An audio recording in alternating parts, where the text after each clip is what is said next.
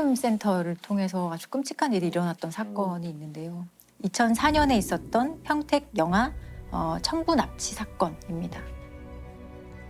되게 끔찍하지만 되게 슬픈 사건이기도 한데 2004년 6월 15일에 강원도 미시령에서 어떤 20대 여성의 시신이 발견이 돼요. 당시 시신의 상태는 온몸이 이제 끈에 묶여 있었고 포대자루에 이렇게 씌워져 있었거든요.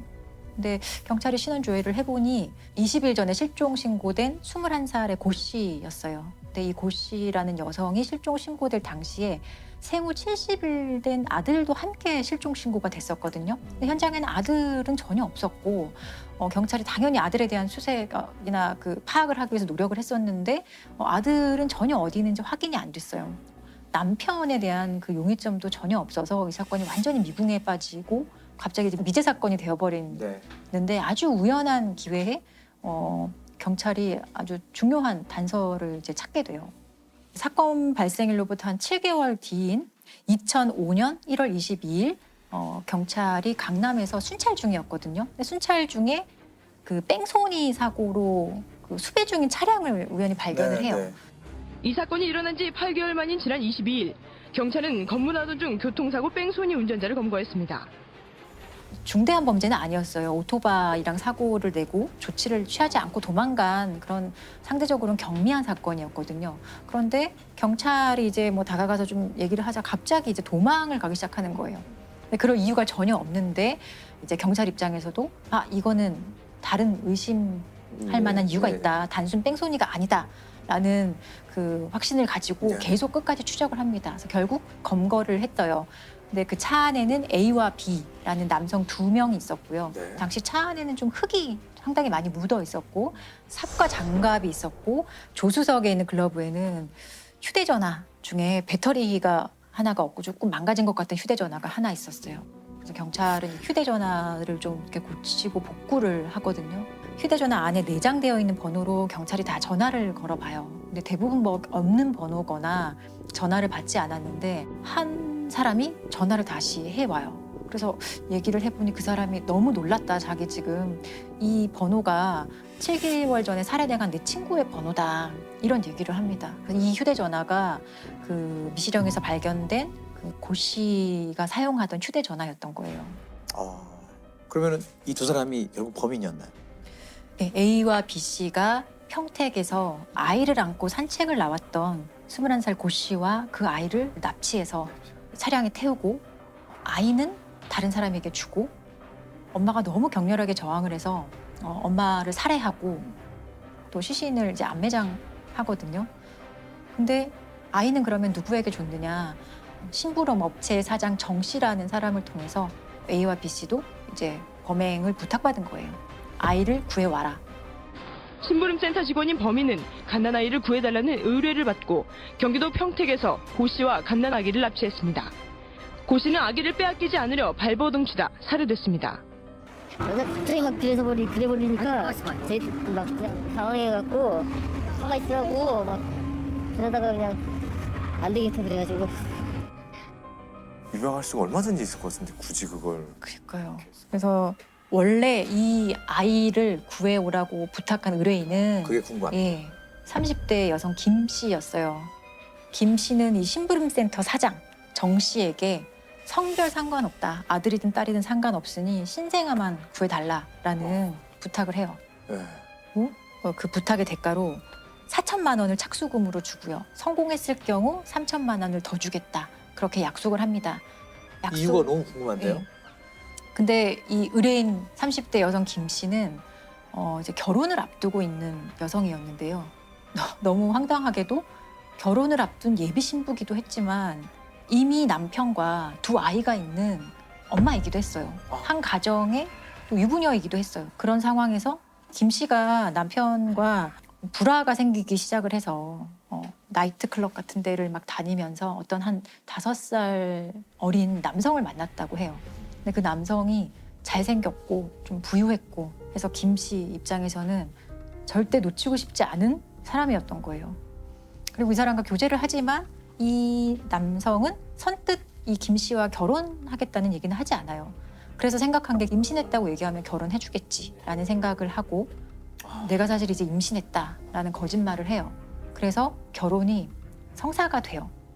근데 김 씨는 이미 가정이 있는 사람이잖아요. 그렇기 때문에 이 결혼식 자체를 하객이나 친지 이런 것들을 많이 부르지 않고 조촐한 결혼식을 했어야 되는데 그 명분으로 우리 친정 부모나 가족들이 많이 외국에 살고 있다. 그래서 그렇게 결혼식을 올립니다. 그리고 김 씨 쪽 사람으로 왔던 하객들은 전부 다 그 하객 대행 아르바이트를 통해서 온 하객 알바생들이었고요. 그 하객 알바생 중 한 명이 이 심부름센터 사장 정 씨였던 거예요. 이들이 여기서 처음 만나게 돼요. 그런데 문제는 이제 아기죠. 임신을 했다고 했으니 아이가 있어야 되는데 임신을 하지 않았거든요. 근데 이미 김 씨는 되게 결혼을 할 때부터 머릿속으로 되게 큰 그림을 그리고 있었어요. 아이는 친정이 있는 뭐 미국에서 원정 출산하겠다고 얘기하고 그리고 어디서 아이를 구하면 되겠지라는 말도 안 되는 생각을 하거든요. 그래서 실제로 결혼식을 올린 후에 이 김 씨는 아이를 낳으러 미국에 가겠다라고 얘기를 하고 새로 결혼한 남성 부모 쪽으로부터 출산 비용 이런 명목으로 4천만 원까지 받아요. 근데 결국에 이 4천만 원은 아이를 납치해달라는 의뢰의 그 착수금으로 이제 사용이 됩니다. 근데 이 신생아를 구하는 게 정말 쉬운 일이 아니잖아요. 네네. 그래서 실제로 이 심부름센터 사장 정 씨가 보육원도 돌아다녀 보고 근데 저 이 부분이 되게 끔찍한데 병원 신생아실도 막 아이를 납치하려고 막 왔다 갔다 했다는 거예요. 아이를 훔치려고? 네. 들어갈 수가 있나요? 외부인은? 그러니까 좀 경비가 삼엄하니까 다 실패를 했던 거예요. 근데 이런 시도를 했다는 것 자체가 저 너무 무서웠거든요. 아무튼 이런저런 시도를 했음에도 불구하고 그 부탁받은 아이는 못 구했던 거예요. 그리고 4천만 원을 돌려줄까라고 생각했더니 이미 정 씨라는 사람도 도박, 사업, 부채가 너무 많아서 돌려줄 수 없는 상황이었어요. 그래서 이 정 씨가 A와 B를 포섭을 해서 납치 지시를 합니다. 아이를 구해오라는 납치 지시를 하고 A와 B에게 그 납치의 대가로 고작 1,500만 원을 줘요. 그러니까 1,500만 원에 이 A와 B는 아이를 납치하고 그 아이의 엄마까지 살해하는 진짜 반인륜적이고 폐륜적인 범죄를 저지르게 된 거죠. 자, 궁금한 거는 그 아기의 생사 여부가 아이는 무사히 잘 크고 있었다고 해요. 김 씨 여성과 새로 결혼한 그 남성 사이의 아이로 둔갑이 되어서 아이는 무사히 친아빠의 품으로 돌아갔다고는 하지만 너무 끔찍하고 되게 너무 슬퍼서. 예.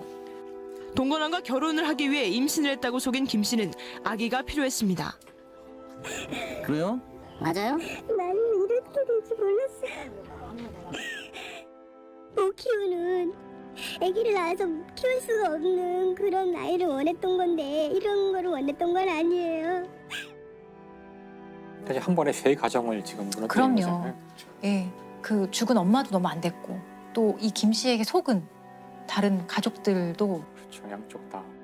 김 씨 남편도 황당할 것 같아요. 김 씨 친자식들 있지 않습니까? 남편과 친자식은 갑자기 엄마가 살인 교사범이. 그리고 속아서 결혼한 이 남성은 얼마나 황당하겠어요.